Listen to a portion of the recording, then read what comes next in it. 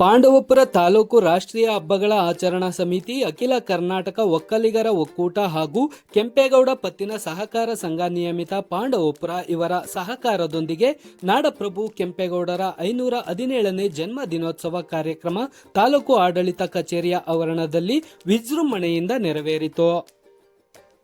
ನಾಡಪ್ರಭು ಕೆಂಪೇಗೌಡರ ಭಾವಚಿತ್ರಕ್ಕೆ ಪುಷ್ಪಾರ್ಚನೆಯನ್ನು ನೆರವೇರಿಸುವ ಮೂಲಕ ಮೇಲುಕೋಟೆ ವಿಧಾನಸಭಾ ಕ್ಷೇತ್ರದ ಶಾಸಕರಾದ ಶ್ರೀ ದರ್ಶನ್ ಪುಟ್ಟಣ್ಣಯ್ಯ ಹಾಗೂ ತಾಲೂಕು ಆಡಳಿತಾಧಿಕಾರಿಗಳು ಗಣ್ಯರು ಉದ್ಘಾಟಿಸಿ ವೇದಿಕೆ ಕಾರ್ಯಕ್ರಮದಲ್ಲಿ ಭಾಗವಹಿಸಿದರು. ವಿವಿಧ ಕ್ಷೇತ್ರಗಳಲ್ಲಿ ಸಾಧನೆ ಮಾಡಿದ ಸಾಧಕರಿಗೆ ಸನ್ಮಾನಿಸಿ ಗೌರವಿಸಿದರು. ಇದೇ ಸಂದರ್ಭದಲ್ಲಿ ಎಸ್ಎಸ್ಎಲ್ಸಿ ಮತ್ತು ಪಿಯುಸಿಯಲ್ಲಿ ಅತಿ ಹೆಚ್ಚು ಅಂಕ ಪಡೆದ ವಿದ್ಯಾರ್ಥಿಗಳಿಗೆ ಮತ್ತು ಪೌರ ಕಾರ್ಮಿಕರಿಗೆ ಸನ್ಮಾನಿಸಿ ಗೌರವಿಸಲಾಯಿತು. ಹಾಗೆ ಅರಣ್ಯ ಇಲಾಖೆ ವತಿಯಿಂದ ಹಣ್ಣಿನ ಗಿಡಗಳನ್ನು ರೈತರಿಗೆ ವಿತರಿಸಲಾಯಿತು. ಈ ಸಂದರ್ಭದಲ್ಲಿ ಮೇಲುಕೋಟೆ ವಿಧಾನಸಭಾ ಕ್ಷೇತ್ರದ ಶಾಸಕರಾದ ಶ್ರೀ ದರ್ಶನ್ ಪುಟ್ಟಣ್ಣಯ್ಯ, ಪದ್ಮಶ್ರೀ ಪ್ರಶಸ್ತಿ ಪುರಸ್ಕೃತರಾದ ಪುಸ್ತಕದ ಮನೆ ಅಂಕೇಗೌಡ, ಉಪ ವಿಭಾಗಾಧಿಕಾರಿ ಕೆಆರ್ ಶ್ರೀನಿವಾಸ್, ತಹಸೀಲ್ದಾರ್ ಶ್ರೀಮತಿ ಪ್ರಭಾ, ತಾಲೂಕು ಪಂಚಾಯಿತಿ ಇಒ ವೀಣಾ, ಶಿರಸ್ತೇದಾರ್ ಮೋಹನ್ ಕುಮಾರ್, ಪುರಸಭೆ ಮುಖ್ಯ ಅಧಿಕಾರಿ ಸತೀಶ್ ಕುಮಾರ್, ಸಬ್ ಇನ್ಸ್ಪೆಕ್ಟರ್ ಉಮೇಶ್, ಅಖಿಲ ಕರ್ನಾಟಕ ಒಕ್ಕಲಿಗರ ಒಕ್ಕೂಟ ಪಾಂಡವಪುರ ತಾಲೂಕು ಅಧ್ಯಕ್ಷರಾದ ಬಿಕೆ ಯೋಗೇಶ್, ಕಾಂಗ್ರೆಸ್ ಕಿಸಾನ್ ಘಟಕದ ಅಧ್ಯಕ್ಷರಾದ ಚಿನಕುರುಳಿ ರಮೇಶ್, ದಲಿತ ಮುಖಂಡರಾದ ಅಂಕಯ್ಯ, ಕಣಿವೆ ರಾಮು, ಸರ್ವೋದಯ ಕರ್ನಾಟಕ ಪಕ್ಷದ ತಾಲೂಕು ಅಧ್ಯಕ್ಷ ದಯಾನಂದ್, ಸರ್ಕಾರಿ ನೌಕರರ ಸಂಘದ ತಾಲೂಕು ಅಧ್ಯಕ್ಷ ಕೆಂಪೇಗೌಡ, ಯುವ ಮುಖಂಡ ದೀಪು, ಭಾಸ್ಕರ್ ಬೀರಶೆಟ್ಟಹಳ್ಳಿ, ಹಾರ್ವಳ್ಳಿ ಮಂಜು ಸೇರಿದಂತೆ ಅರಣ್ಯ ಇಲಾಖೆಯ ಸಿಬ್ಬಂದಿಗಳು, ಸಾರ್ವಜನಿಕರು ಉಪಸ್ಥಿತಿ ಇದ್ದರು.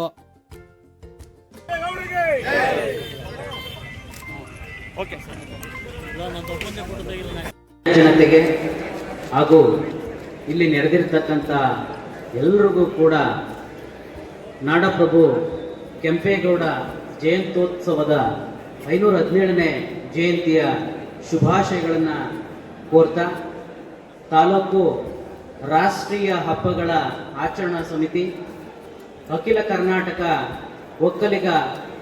ಒಕ್ಕಲಿಗರ ಒಕ್ಕೂಟ ಹಾಗೂ ಕೆಂಪೇಗೌಡ ಪತ್ತಿನ ಸಹಕಾರ ಸಂಘ ಪಾಂಡವಪುರ ಇವರ ಸಂಯುಕ್ತ ಆಶ್ರಯದಲ್ಲಿ ನಾಡಪ್ರಭು ಕೆಂಪೇಗೌಡ ಜಯಂತಿಯನ್ನು ತಾಲೂಕು ಕಚೇರಿಯ ಆವರಣದಲ್ಲಿ ಆಯೋಜನೆ ಮಾಡಲಾಗಿದೆ.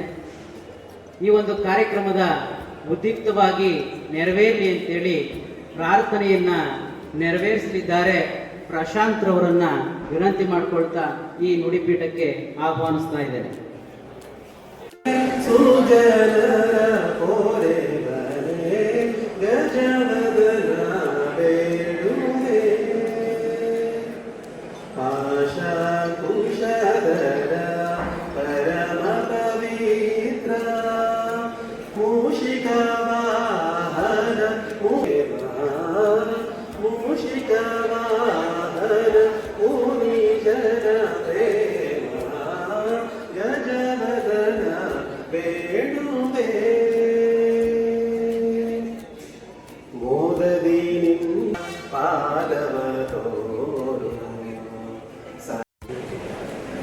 ಹಾಗೆಯೇ ಈ ಕಾರ್ಯಕ್ರಮಕ್ಕೆ ಇನ್ನೊಬ್ಬರು ಮುಖ್ಯ ಅತಿಥಿಗಳು ಆಗಮಿಸಿದ್ದಾರೆ. ಪದ್ಮಭೂಷಣ ಪುರಸ್ಕೃತ, ಪದ್ಮಶ್ರೀ ಪುರಸ್ಕೃತ ಶ್ರೀ ಅಂಕೇಗೌಡ ಸಾಹೇಬರು ಬಂದಿದ್ದಾರೆ. ಅವ್ರಿಗೂ ಸಹ ಎಲ್ಲರ ಪರವಾಗಿ ಸ್ವಾಗತ ಕೊಡ್ತೇನೆ. ಹಾಗೆಯೇ ಈ ಕಾರ್ಯಕ್ರಮಕ್ಕೆ ತಾಲೂಕು ಆಡಳಿತದ ಪರವಾಗಿ ಹಾಗೂ ನಮ್ಮ ತಾಲೂಕಿನ ಯುವ ಅವರಾದಂತಹ ವೀಣಾ ಮೇಡಮ್ ಅವರು ಬಂದಿದ್ದಾರೆ. ಅವ್ರಿಗೂ ಸಹ ಸ್ವಾಗತವನ್ನು ಕೋರುತ್ತೇನೆ. ಹಾಗೆಯೇ ಸ್ವಾಗತವನ್ನು ಕೋರುತ್ತೇನೆ. ಹಾಗೆ ನಮ್ಮ ಸಂಘದ ಪರವಾಗಿ, ವಿವಿಧ ಸಂಘಟನೆಗಳ ಪರವಾಗಿ ಆಗಮಿಸಿರುವಂತಹ ಶ್ರೀ ರಮೇಶ್ ಅವರು, ಅವರಿಗೂ ಸಹ ಸ್ವಾಗತವನ್ನು ಕೋರುತ್ತೇನೆ. ಹಾಗೆ ಸರ್ವೋದಯ ಪಕ್ಷದ ಮುಖ್ಯಸ್ಥರಾದಂಥ ಶ್ರೀ ದಯಾನಂದ್ ಅವರಿಗೂ ಸಹ ಸ್ವಾಗತವನ್ನು ಕೋರುತ್ತೇನೆ. ಹಾಗೆ ಯುವ ಮುಖಂಡರಾದಂಥ ದೀಪು ಅವರಿಗೂ ಸಹ ಸ್ವಾಗತವನ್ನು ಕೋರುತ್ತೇನೆ. ಹಾಗೆ ನೌಕರ ಸಂಘದ ಅಧ್ಯಕ್ಷರಾದ ಕೆಂಪೇಗೌಡರಿಗೂ ಸಹ ಸ್ವಾಗತವನ್ನು ಕೋರುತ್ತೇನೆ. ಹಾಗೆ ಬನ್ನಂಗಡಿ ಸೋಮಣ್ಣನವರಿಗೆ ಎಲ್ಲರ ಪರವಾಗಿ ಸ್ವಾಗತವನ್ನು ಕೋರುತ್ತೇನೆ. ಹಾಗೆ ನಮ್ಮ ಉಪ ತಹಶೀಲ್ದಾರ್ ಅವರಿಗೂ ಸಹ ಸ್ವಾಗತವನ್ನು ಕೊಡ್ತೇನೆ.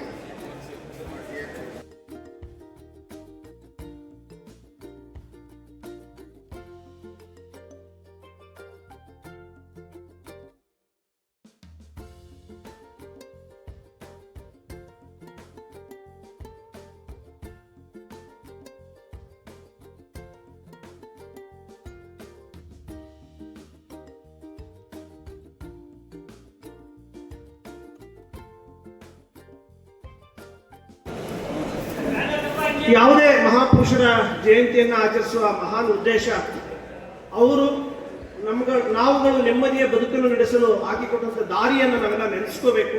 ಒಂದು ಕೃತಜ್ಞತಾ ಭಾವ ಇರಬೇಕು. ಕೆಂಪೇಗೌಡ ಈ ಸಮಾಜಕ್ಕೆ ಏನು ಒಳ್ಳೆಯದನ್ನ ಮಾಡಿದ್ದಾರೆ ಅನ್ನೋದನ್ನ ಸ್ಮರಿಸುವುದು ಒಂದು ಭಾಗ. ಆದರೆ ಪ್ರಸ್ತುತದಲ್ಲಿ ನಾವು ಅವರಿಂದ ಕಲಿತು ಯಾವ ರೀತಿ ಮುಂದಿನ ಹೆಜ್ಜೆಗಳನ್ನ ಇಡಬೇಕು ಅಂತ ಸ್ಮರಿಸಿ ನಾಗರಿಕ ಸಮಾಜವನ್ನು ಹೆಚ್ಚು ನೆಮ್ಮದಿಯಾಗಿ ಇಡ್ಲಿಕ್ಕೆ ಏನನ್ನ ಮಾಡಬೇಕು, ಆ ಪುಣ್ಯಾತ್ಮರು ಏನ್ ಮಾಡಬೇಕು, ಇದೆರಡನ್ನ ಕಲಿಯೋದು ಬಹುಮುಖ್ಯ ಉದ್ದೇಶ ಆಗಿರ್ತದೆ ನಮ್ಮ ಜಯಂತಿಗಳನ್ನ ಆಚರಣೆ ಮಾಡುವಂಥದ್ದು.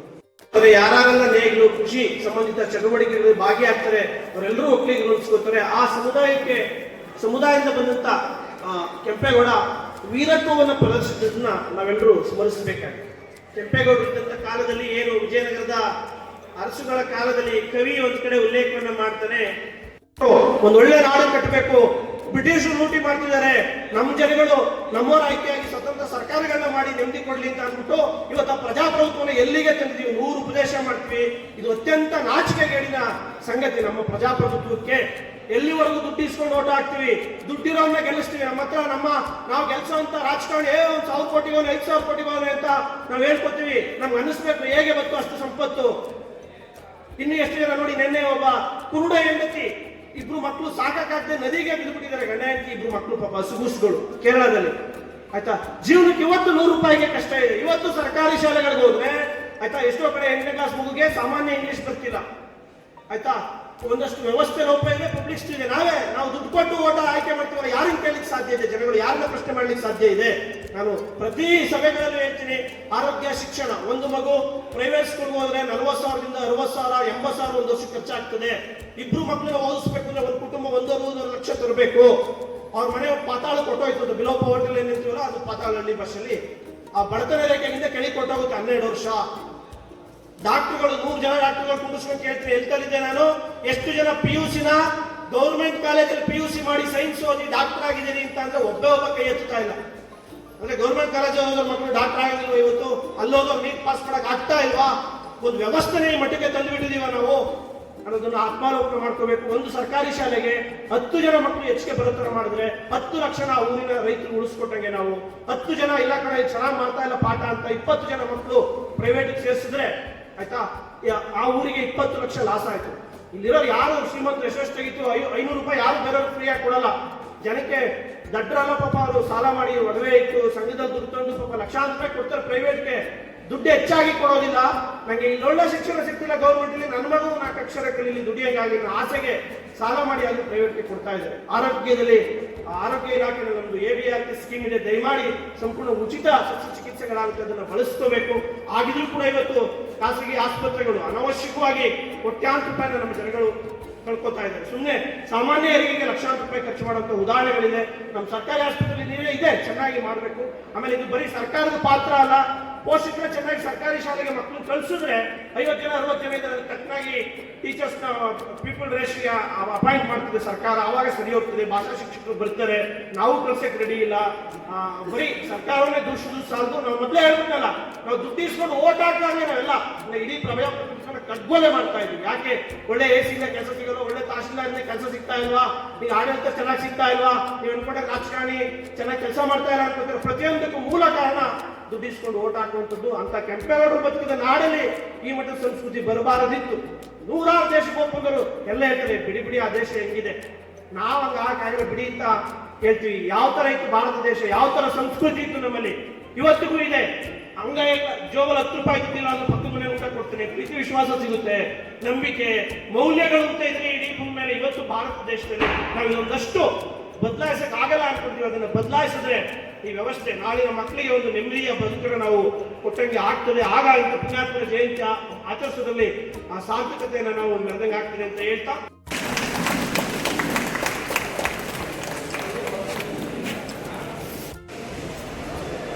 ಮಾನ್ಯ ಶ್ರೀ ಕೆಂಪೇಗೌಡರ ಬಗ್ಗೆ ಈಗಾಗಲೇ ಎಲ್ಲರೂ ಹೇಳಿ ನಿಮ್ಮ ತಲೆಗೆ ಋಷಿಗಳನ್ನೆಲ್ಲ ತುಂಬಿದ್ದಾರೆ. ನಾನು ಅದನ್ನೇ ಹೇಳಿದ್ರೆ ಚೆಲುವಿದ್ದ ಚೆಲುವಣ ಆಗಿದೆ. ಆದರೆ ಒಂದು ಮಾತು ಸತ್ಯವಾದ ಮಾತು ಏನಂದರೆ, ಸಾವಿರಾರು ಜನ ರಾಜ ಮಹಾರಾಜರನ್ನ ಬಂದು ಕೋಟೆ ಕೊತ್ತಲಗಳನ್ನು ಕಟ್ಟಿ ಅವರ ಸಾಮ್ರಾಜ್ಯವನ್ನು ವಿಸ್ತರಿಸಿ ಹೋಗೋರೆ, ಅವ್ರ ಹೆಸರೆಲ್ಲ ಎಲ್ಲ ಮರ್ತೋಗಿ ಆಗಲಿ ಮೂರೇ ಆಗೋಗಿದೆ. ಆದರೆ ನಮ್ಮ ಕೆಂಪೇಗೌಡರ ಹೆಸರು 500 ವರ್ಷ ಕಳೆದ್ರೂ ಇಡೀ ರಾಜ್ಯಾದ್ಯಂತ ಏನು ಜನಸಂದಣಿಯಿಂದ ತುಂಬಿ ತುಳಿದು ಅಸಾಧ್ಯ. ನಿನ್ನೆ ಮಂಡ್ಯಕ್ಕೆ ಹೋಗಿದ್ದೆ, ಮಂಡ್ಯದಲ್ಲಿ ನಡೀತು. ಒಂದು ಸೀಟ್ ಖಾಲಿ, ಅಷ್ಟೊಂದು ಜನಗಳು ಬಂದರು. ಕಾರಣ ಏನು ಅಂದರೆ ಅವರು ಮಾಡಿದಂಥ ಜನೋಪಯೋಗಿ ಕೆಲಸಗಳು, ಅವರು ಕಟ್ಟಿದಂಥ ಕೆರೆಗಳು, ಅವರು ಬೆಳೆಸಿದಂಥ ಮರಗಿಡಗಳು, ಅವರು ಜಾತಿ ಭೇದ ಏನೂ ಇಲ್ಲದೆ ಪ್ರತಿಯೊಂದು ವರ್ಗಕ್ಕೂ ಒಂದೊಂದು ಏರಿಯನ್ನು ಫಿಕ್ಸ್ ಮಾಡಿ ಕಟ್ಟಿದಂಥ ಬೆಂಗಳೂರು ಇವತ್ತು ಪ್ರಪಂಚದಲ್ಲಿ ಅತ್ಯಂತ ಸುಂದರ ಒಳ್ಳೆಯ ನಗರಗಳಲ್ಲಿ ಅದು ಒಂದಾಗಿ ಬೆಳೆದಿದೆ. ಅದನ್ನು ಸಿಲಿಕಾನ್ ಸಿಟಿ ಎಂದು ನಾವು ಕರೀತಾ ಇದ್ದೇವೆ. ಜಗತ್ತಲ್ಲಿ ಎಷ್ಟೇ ಮರ್ತವೆ ಬೆಂಗಳೂರನ್ನ ಯಾರು ಮರೆಯದಿರ್ತಕ್ಕಂಥ ಅಂತ ನಗರವನ್ನ ಕೆಂಪೇಗೌಡ 500 ವರ್ಷಗಳ ಹಿಂದೆನೆ ಎಲ್ಲ ಕಟ್ಟಿದ್ದಾರೆ. ಏಕೆಂದರೆ ಅವರೇನು 4 ಕಡೆ ಗೋಪುರಗಳನ್ನು ನಿರ್ಮಿಸಿ ಇಲ್ಲಿವರೆಗೆ ಬೆಂಗಳೂರು ವಿಸ್ತರಿಸ್ತದೆ ಅಂತ ಹೇಳಿದ್ರು, ಅದನ್ನು ದಾಟಿ ಮುಂದಕ್ಕೆ ಹೋಗ್ತಾ ಇದೆ. ಒಬ್ಬ ಇತಿಹಾಸಕಾರ ಕೆಂಪೇಗೌಡರ ಬಗ್ಗೆ ಒಂದು ಇದನ್ನು ನುಡಿಗುತ್ತುಗಳನ್ನು ಹೇಳ್ತಾನೆ. ಅಲ್ಲಿ ಇತಿಹಾಸಕಾರ ಹೇಳುದು, ಇತಿಹಾಸ ಬಾತ್ತಳದಲ್ಲಿ ಮಿನುಗಿ ಮಾಯವಾಗಿರುವ ಸಾವಿರಾರು ಜನ ರಾಜ ಮಹಾರಾಜ ರಾಜ ಭುವನೈಕ್ಯ ಚಕ್ರವರ್ತಿಗಳ ನಡುವೆ ರಾರಾಜಿಸಿ ಇಂದಿಗೂ ರಾರಾಜಿಸುತ್ತಿರುವ ಚಕ್ರವರ್ತಿ ಎಂದರೆ ಅವರು ಕೆಂಪೇಗೌಡ. ನಮ್ಮ ನಾಡಿನ ಹೆಮ್ಮೆಯ ಪ್ರಭು ಅಂತಾನೆ ಹೇಳ್ಬೋದು ಕೆಂಪೇಗೌಡರು. ಸುಮಾರು 500 ವರ್ಷಗಳ ಹಿಂದಿನ ಕಾಲ ಗರ್ಭವನ್ನು ನೋಡಿದ್ರೆ ಇವತ್ತು ಆಧುನಿಕ ಪರಿಕಲ್ಪನೆಯನ್ನೇ ಕಂಡಿದ್ದಂತಹ ಅಂದಿನ ಕಾಲದಲ್ಲಿ ಈ ರೀತಿಯ ಒಂದು ನಗರ ಆಧುನಿಕತೆಯತ್ತ ಸಾಗುತ್ತೆ ಎನ್ನುವಂಥ ಕಲ್ಪನೆಯನ್ನೂ ಕೂಡ ಕಾಣದ 500 ವರ್ಷಗಳ ಹಿಂದೆ ಒಬ್ಬ ಮಹಾನ್ ಪುರುಷ, ಯುಗ ಪುರುಷ, ಮತ್ತೆ ನಾಡಿನ ಕನಸುಗಳಿಗೆ ಜೀವನ ತುಂಬಿದಂಥ ಮಹಾನ್ ವ್ಯಕ್ತಿ ಈ ಒಂದು ಪುಣ್ಯ ಭೂಮಿಯಲ್ಲಿ ಜನಿಸ್ತಾರೆ. ಇವರು ಬರೀ ಬೆಂಗಳೂರು ನಗರವನ್ನ ಕೆರೆ ಮತ್ತೆ ಕೋಟೆ ನಗರಗಳನ್ನಷ್ಟೇ ಸ್ಥಾಪನೆ ಮಾಡಲಿಲ್ಲ. ಯಾಕಂದ್ರೆ ಅವರ ಪ್ರತಿ ನರನಾಡಿಯಲ್ಲೂ ಕೂಡ ಸರ್ವ ಜನಾಂಗದ ಸುಭಿಕ್ಷ ಸಮಾಜವಾಗಬೇಕು ಅಂತ ಕನಸನ್ನ ಕಂಡಂತಹ ವ್ಯಕ್ತಿ ಅಂದ್ರೆ ಅದು ನಮ್ಮ ಹೆಮ್ಮೆಯ ನಾಡಿನ ಪ್ರಭುವಾದಂತಹ ಕೆಂಪೇಗೌಡರು. ಇವರ ಒಂದು ವ್ಯಕ್ತಿಗಳನ್ನ ನೋಡೋದಾದ್ರೆ ರಣಭೈರೇಗೌಡರು ಇವರ ಮುತ್ತಾತ, ಜೈ ಬೈರೇಗೌಡರು ಅವರ ತಂದೆ, ಹಾಗೆ ಕೆಂಪೇಗೌಡರು ಇವರ ಒಂದು ಹೆಸರಾಗಿರುತ್ತೆ. ಇವರು ಮೊದಲನೇ ಕೆಂಪೇಗೌಡರಾಗಿರ್ತಾರೆ. ಇವರ ಒಂದು ವಂಶವನ್ನು ನೋಡಿದ್ರೆ ಇವರ ಮಗನಾಗಿ ಹಿಮ್ಮಡಿ ಕೆಂಪೇಗೌಡ ಅಂತ ಹೇಳಿ ಇವರ ಮಗನೂ ಕೂಡ ಆ ಒಂದು ಬೆಂಗಳೂರು ನಗರವನ್ನ ಆಳಿದಂತಹ ವ್ಯಕ್ತಿಯಾಗಿರ್ತಾರೆ. ಮಾಗಡಿ ಅನ್ನುವಂಥ ಹೆಸರು ಕೂಡ ಪ್ರಾಪ್ತಿಯಾಗುತ್ತೆ. ಈ ಒಂದು ಕೆಂಪೇಗೌಡರ ಜನನ ಅಷ್ಟೊಂದು ಸುಲಭವಾಗಿಲ್ಲ. ಯಾಕೆಂದ್ರೆ ಇವರು ದೇವ್ರನ್ನ ಬೇಡಿ ಹುಟ್ಟಂತ ಒಬ್ಬ ವ್ಯಕ್ತಿ. ಯಾಕಂದ್ರೆ ಇವ್ರ ತಂದೆ ತಾಯಿಗಳಿಗೆ ಮಕ್ಕಳಿರಲ್ಲ, ಸುಮಾರು ವರ್ಷಗಳ ಕಾಲ ಮಕ್ಕಳಿರಲ್ಲ. ಹಾಗಾಗಿ ಕೆಂಪಮ್ಮ ಮತ್ತು ಭೈರವ ದೇವಿಯ ಅನುಗ್ರಹದಿಂದ ಈ ನಾಡಪ್ರಭು ಕೆಂಪೇಗೌಡರು ಜನಿಸ್ತಾರೆ. ಜೊತೆಗೆ ಇವರ ತಂದೆ ವಿಜಯನಗರ ಸಾಮ್ರಾಜ್ಯದ ಸಾಮಂತರಾಗಿರ್ತಾರೆ, ಯಲಹಂಕದ ಸಾಮಂತರಾಗಿರ್ತಾರೆ. ಕೃಷ್ಣದೇವರಾಯ ಕೂಡ ವಿಜಯನಗರ ಸಾಮ್ರಾಜ್ಯದ ಅಧಿಕಾರದಲ್ಲಿರ್ತಾರೆ. ಇಂಥ ಸಂದರ್ಭದಲ್ಲಿ ಅಲ್ಲಿ 1509ರಲ್ಲಿ ಶ್ರೀಕೃಷ್ಣ ದೇವರಾಯ ಹಂಪಿಯಲ್ಲಿ ವಿಜಯದಶಮಿಯನ್ನ ಆಚರಿಸ್ತಾ ಇರ್ತಾರೆ. ಆ ಸಂದರ್ಭದಲ್ಲಿ ಇವರ ಕೆಂಪೇಗೌಡರು ತನ್ನ ಮಗನನ್ನ ಅಲ್ಲಿಗೆ ಕರ್ಕೊಂಡು ಹೋಗ್ತಾರೆ. 5 ವರ್ಷದ ಮಗನಾಗಿರ್ತಾನೆ. ಆ ಒಂದು ಹಂಪಿಯಲ್ಲಿ ನಡೀತಿರುವಂತ ವಿಜಯದಶಮಿ ಕಾರ್ಯಕ್ರಮವನ್ನ ಅದ್ಧೂರಿಯಾಗಿ ಆಚರಿಸ್ತಾ ಇರ್ತಾರೆ ಕೃಷ್ಣದೇವರಾಯರು. ಅದನ್ನ ವೀಕ್ಷಣೆ ಮಾಡಿದಂತಹ ಕೆಂಪೇಗೌಡರು, ನಾಡ ಪ್ರಭುವಾದಂಥ ಕೆಂಪೇಗೌಡರು, ಅವರಿಗೆ ಒಂದು ಆಸೆ ಹುಟ್ಟುತ್ತೆ. ನಾನು ಇಂಥ ನಗರವನ್ನ ಕಟ್ಟಬೇಕು ಅನ್ನುವಂಥ ಆಸೆ ಅಲ್ಲಿಯೇ ಅವರಿಗೆ ಉಲ್ಬಣಗೊಳ್ಳುತ್ತೆ. ನೋಡ್ಬೋದು, ಒಂದು ಗಾದೆ ಇದೆ, ಬೆಳೆಯುವ ಸಿರಿ ಮೊಳಕೆಯಲ್ಲಿ ಅಂತ. ಚಿಕ್ಕ ವಯಸ್ಸಿಗೆ ತನ್ನ ತಂದೆ ಜೊತೆ ಆ ವಿಜಯನಗರ ಸಾಮ್ರಾಜ್ಯವಾದ ಹಂಪಿಯಲ್ಲಿ ನಡೀತಾ ಇರುವಂತಹ ಒಂದು ವಿಜಯದಶಮಿಯನ್ನ ನೋಡಿದಂತಹ ಕೆಂಪೇಗೌಡರಿಗೆ ನಾನು ಕೂಡ ಮುಂದೆ ಇಂತಹ ಒಂದು ನಗರವನ್ನ ಕಟ್ಟಬಲ್ಲೆ ಎನ್ನುವಂತ ಒಂದು ಕನಸನ್ನ ಅಲ್ಲಿ ಕಾಣ್ತಾರೆ. ಇದು ಬೆಳೆಯುವ ಸಿರಿ ಮೊಳಕೆಯಲ್ಲಿ ಅಂತ ಹೇಳ್ಬೋದು. ಆಗ 5 ವರ್ಷ ಅಷ್ಟೇ ಕೆಂಪೇಗೌಡರಿಗೆ ವಯಸ್ಸು. ಇಂಥ ಸಂದರ್ಭದಲ್ಲಿ ಅವರಿಗೆ ಒಂದಷ್ಟು ವಿದ್ಯಾಭ್ಯಾಸವನ್ನ ಕೊಡಿಸಲೇಬೇಕಾಗಿರುತ್ತೆ. ಆಗ ಕೆಂಪೇಗೌಡರ ತಂದೆ ಅವರಿಗೆ ವಿದ್ಯಾಭ್ಯಾಸವನ್ನ ಕೊಡಿಸ್ಲಿಕ್ಕೆ ಮುಂದಾಗ್ತಾರೆ. ಗುರುಕುಲಾಶ್ರಮದಲ್ಲಿ ಅವರಿಗೆ ಮಾಧವ ಭಟ್ಟರಾಯರ ಬಳಿ ಅವ್ರನ್ನ ವಿದ್ಯಾಭ್ಯಾಸಕ್ಕೆ ಸೇರಿಸ್ತಾರೆ. ಹಾಗೆ ವರ್ಡ್ಸ್ ಫೌಂಡೇಶನ್ ಶಾಲೆಯ ವಿದ್ಯಾರ್ಥಿ ರೀತು,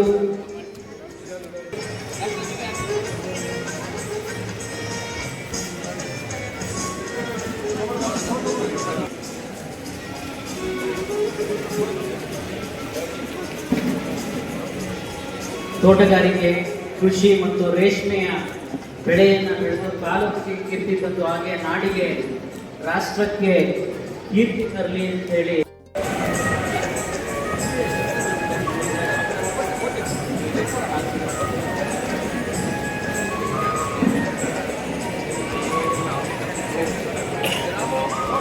ದಯಮಾಡಿ ವೇದಿಕೆ ಬರಬೇಕು ವಿನಂತಿಸಿಕೊಳ್ತಾ ಇದ್ದೇನೆ. PUC ಪರೀಕ್ಷೆಯಲ್ಲಿ ಪ್ರಥಮ ಮತ್ತು ದ್ವಿತೀಯ ಸ್ಥಾನವನ್ನು ವಿಜ್ಞಾನ ವಿಭಾಗ, ಕಲಾ ವಿಭಾಗ ಮತ್ತು ವಾಣಿಜ್ಯ ವಿಭಾಗದಲ್ಲಿ ಸ್ಥಾನವನ್ನು ಗಳಿಸಿ ತಾಲೂಕಿಗೆ ಹಾಗೆ ಮುಂದಿನ ತಯಾರಿ ಪುರಸಭಾ ವ್ಯಾಪ್ತಿಯಲ್ಲಿ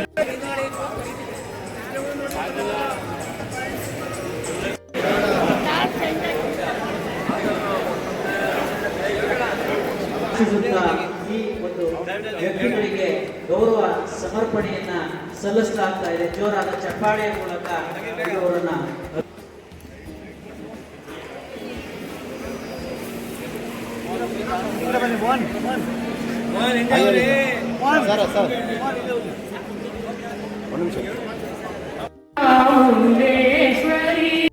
ಕೆಂಪೇಗೌಡ ಜಯಂತಿಯ ಶುಭಾಶಯಗಳನ್ನು ನಿಮಗೆಲ್ಲರಿಗೂ ತಿಳಿಸಕ್ಕೆ ಇಷ್ಟಪಡ್ತೀನಿ. ಈಗಾಗಲೇ ವಿವರವಾಗಿ ಎಲ್ಲರೂ ಕೆಂಪೇಗೌಡರ ಜೀವನದ ಬಗ್ಗೆ ಅವ್ರು ಯಾವ ಥರ ನಡ್ಕೊಂಡು ಬಂದರು, ಯಾವ ಥರ ಜೀವನ ಮಾಡಿದ್ರು, ಯಾವ ಥರ ಬೆಂಗಳೂರನ್ನ ಕಟ್ಟಿದ್ರು, ಕೆರೆಕಟ್ಟೆಗಳ ಬಗ್ಗೆ ಯಾವ ಥರ ಗಮನ ಹರಿಸಿದ್ರು, ಸಮಾನತೆಯನ್ನು ಯಾವ ಥರ ಕಾಪಾಡಿದ್ರು ಅನ್ನೋದ್ರ ಬಗ್ಗೆ, ಇನ್ನೂ ಹಲವಾರು ಅವರ ಬಾಲ್ಯದ ಬಗ್ಗೆನೂ ಯಾವ ಥರ ಅವರು ನಡ್ಕೊಂಡು ಬಂದರು ಅನ್ನೋದನ್ನು ವಿವರವಾಗಿ ಅನೇಕರು ಮಾತಾಡಿದ್ದಾರೆ. ಅದೇ ರೀತಿ ಈಗ ನಿಮ್ಗೆ ಗೊತ್ತಿರೋ ಹಾಗೆ ಒಂದು ವಿಷಯದಲ್ಲಿ ಪ್ರಮುಖವಾಗಿ ನಿಮ್ಮ ಮುಂದೆ ಇಡಕ್ಕೆ ಇಷ್ಟಪಡ್ತೀನಿ. ಕೆರೆಕಟ್ಟೆಗಳ ಬಗ್ಗೆ ಪ್ರಮುಖವಾಗಿ ನಾನು ಮಾತಾಡ್ತೀನಿ. ಅವಾಗಲೇ 16ನೇ ಶತಮಾನದಲ್ಲೇ ಅವರು ದೂರದೃಷ್ಟಿಯನ್ನು ಇಟ್ಕೊಂಡು ಕೆರೆಕಟ್ಟೆಗಳನ್ನು ಉಳಿಸಬೇಕು, ಕೆರೆಕಟ್ಟೆಗಳನ್ನು ಅಭಿವೃದ್ಧಿ ಮಾಡಬೇಕು, ಕೆರೆಕಟ್ಟೆಗಳಲ್ಲಿ ಇದ್ದರೆ ನಮ್ಮ ಜೀವನ ಕಟ್ಕೋಬೋದು ಅನ್ನೋದನ್ನು ಕೆಂಪೇಗೌಡರು ಅವಾಗಿನ ಕಾಲದಲ್ಲೇ ಅವರು ಪ್ಲ್ಯಾನ್ ಮಾಡಿದ್ರು. ಅದೇ ರೀತಿ ನಾವುಗಳು ಈಗ ನಿಮ್ಗೆ ಗೊತ್ತಿರುವಂಥದ್ದೇ, ಈಗ ಬೇಸಿಗೆ ಕಾಲ ಐತೆ, ಇವಾಗಲೇ ಮೊನ್ನೆ ಹೋಗಿ ಸ್ಟ್ರೈಕ್ ಮಾಡಿದ್ದೀವಿ ನೀರು ಬಿಡಿ ಅಂತ. ನಮ್ಮ ಬೆಳೆದಿದ್ದಿರೋಂಥ ಕಬ್ಬು ಎಲ್ಲ ಬೆಳೆಗಳಿಗೆ ನೀರು ಬೇಕು. ಈಗ ನೀರು ಇಲ್ಲದೆ ಇರೋದಕ್ಕೋಸ್ಕರ ಡ್ಯಾಮಿಂದ ನೀರು ಬಿಡಬೇಕು ಅಂತ ಎಲ್ಲ ಕಡೆ ಮಾತಾಡ್ತೀವಿ. ಆದರೆ ಹಿಂದೆ ಇವೆಲ್ಲ ಡಿಸೆಂಟ್ರಲೈಸ್ ಆಗಿದೆ. ನಮ್ಮ ಕೆರೆಕಟ್ಟೆಗಳನ್ನು, ನಾಲೆಗಳನ್ನು ಮುಚ್ಚಾಕೊಂಡಿದ್ದೀವಿ. ನಾವು ಏನು ಜಮೀನನ್ನು ನಾವು ಉತ್ಕೊಂಡಿದ್ದೀವಿ, ಆ ಜಮೀನಲ್ಲಿ ಇದ್ದಿದ್ದಂಥ ಹಿಂದುಗಡೆ ಇದ್ದಿದ್ದಂಥ ನಾವು ಮೊನ್ನೆ ಒಂದು ಕೆಲವು 2-3 ವಾರಗಳ ಮುಂಚೆ ಒಂದು ಮ್ಯಾಪನ್ನು ನೋಡಿದೆ. ಬ್ರಿಟಿಷರ್ಸು 1927ನೇ ಇಸ್ವಿಯಲ್ಲೇ ಪ್ರತಿಯೊಂದು ನಾಲೆ ಏನು ಟ್ಯಾಂಕ್ ಕೆರೆಗಳು ಏನಿದ್ವು ಅದಕ್ಕೆ ಪ್ರತಿಯೊಂದು ನಾಲೆ, ಸಣ್ಣ ನಾಲೆ, ದೊಡ್ಡ ನಾಲೆ ಯಾವ್ಯಾವ ಎಲ್ಲನ್ನೂ ಮ್ಯಾಪ್ ಮಾಡಿ ಇಟ್ಟಿದ್ದಂತೆ. ಇವಾಗ ಹೋಗಿ ನೋಡಿದ್ರೆ ಅಲ್ಲಿ ಒಂದೂ ಇಲ್ಲ. ನಾವು ಇದು ಲಿಫ್ಟ್ ಇರಿಗೇಷನ್ ಮಾಡಿಸ್ಬೋದು ಅಥವಾ ಬೇರೆ ಏನೇ ಮಾಡ್ಬೋದು. ಆದರೆ ನಾವು ಅದು ತಾತ್ಕಾಲಿಕವಾದ ಪರಿಹಾರ, ಪರ್ಮನೆಂಟ್ ಪರಿಹಾರ ನಮಗೆ ಬೇಕು ಅಂತ ಹೇಳಿದ್ರೆ ನಮ್ಮ ಹಿಂದೆ ಏನಿತ್ತು ವಾಟರ್ ಸಿಸ್ಟಮ್ಗಳು ಏನಿದ್ವು ಅದನ್ನು ರೆಸ್ಟೋರ್ ಮಾಡಿದ್ರೆ ಮಾತ್ರ ನಾವು ಇದನ್ನು ಪರ್ಮನೆಂಟ್ ಅಂತೇಳಿ ಒಂದು ಸೊಲ್ಯೂಷನನ್ನು ಕಂಡುಹಿಡಿಯೋದಕ್ಕೆ ಸಾಧ್ಯ. ಅದನ್ನು ಕೆಂಪೇಗೌಡರು 16ನೇ ಶತಮಾನದಲ್ಲೇ ನಮ್ಗೆ ಹೇಳ್ಕೊಟ್ಟಿದ್ದಾರೆ. ಅದೇ ರೀತಿ ತಾವುಗಳೆಲ್ಲ ನಾನು ಕೇಳ್ಕೊಳ್ಳೋದೇನೆಂದರೆ, ಈಗ ನೀರಿನ ಸಮಸ್ಯೆಗಳು ದಿನೇ ದಿನೇ ಜಾಸ್ತಿ ಆಗ್ತೈತೆ, ಇನ್ನೂ ಜಾಸ್ತಿ ಆಗೇ ಆಗುತ್ತೆ. ಅದನ್ನು ನಾವು ಇಟ್ಕೊಂಡು ಯಾವ ಥರ ನಾವು ನಮ್ಮ ಕೆರೆಕಟ್ಟೆಗಳನ್ನ ಉಳಿಸ್ಕೊಳ್ಬೇಕು, ಅದನ್ನು ನಾವೆಲ್ಲ ಒಗ್ಗಟ್ಟಾಗಿ ಕೆಲಸ ಮಾಡಬೇಕು. ಬರೀ ಜಯಂತಿ ದಿನ ಮಾತ್ರ ನಾವು ಇದನ್ನು ಜ್ಞಾಪಿಸ್ಕೊಂಡ್ರೆ ಸಾಕಾಗಿಲ್ಲ. ಅವರು ತೋರಿಸ್ಕೊಟ್ಟಿದ್ದಂಥ ಏನು ಅವ್ರು ಮಾಡಿದಂಥ ಕೆಲಸಗಳನ್ನು ನಾವು ಅದನ್ನು ಮುಂದುವರಿಸ್ಕೊಂಡು ನಿಟ್ಟಿನಲ್ಲಿ ಕೆಲಸ ಮಾಡಿದ್ರೆ ಮಾತ್ರ ಅವರಿಗೆ ನಿಜವಾಗ್ಲೂ ಗೌರವವನ್ನು ಸಲ್ಲಿಸಿದಂಗೆ ಆಯ್ತದೆ ಅಂತ ನನಗಾದರೂ ಭಾವನೆ. ಸಮಸ್ತ ಜನತೆಗೆ ನಾನು ಈ ಒಂದು ವೇದಿಕೆಯ ಮುಖಾಂತರ ವಂದನೆಗಳನ್ನು ಸಲ್ಲಿಸೋದಕ್ಕೆ ಇಷ್ಟಪಡ್ತಾ ಇದ್ದೀನಿ. ಜೈ ಹಿಂದ್, ಜೈ ಕರ್ನಾಟಕ.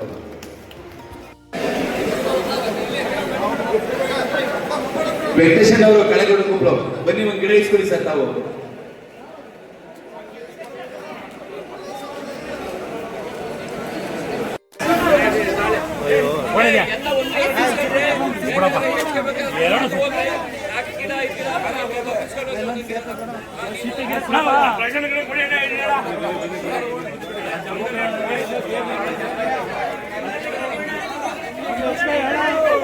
ಇಸ್ಕೋ